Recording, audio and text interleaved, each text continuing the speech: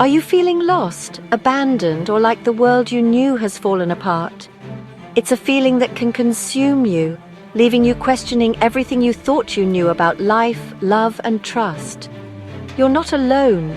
This is my story, a story of heartbreak, betrayal, and ultimately resilience. A few months ago, everything I knew shattered.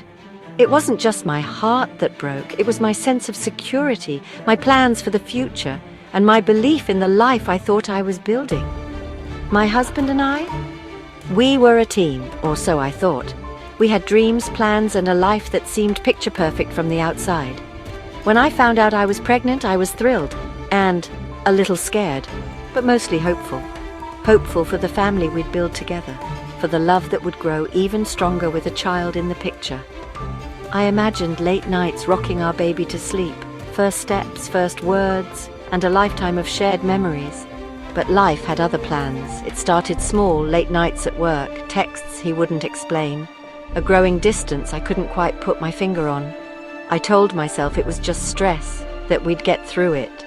And then one evening he told me he was leaving. Not just leaving me, but leaving us, our family, our future. He was leaving for her, his boss, someone from his past. The betrayal cut deeper than I could have imagined. It wasn't just about losing him. It was about losing the life I thought we were building together. In an instant, I was alone, pregnant, cut off financially, homeless. The walls of my world came crashing down and I was left standing in the rubble, unsure of how to move forward. My world went from nursery plans to survival mode. Every day felt like a battle, against fear, against despair, against the overwhelming weight of uncertainty. I cried myself to sleep most nights, the tears soaking my pillow as I wondered how I would ever find the strength to keep going. Terrified of what the future would hold for me and my baby, I felt paralyzed. But deep down, I knew I couldn't give up. I couldn't let this be the end of my story. So I reached out, to friends, to family, to anyone who would listen.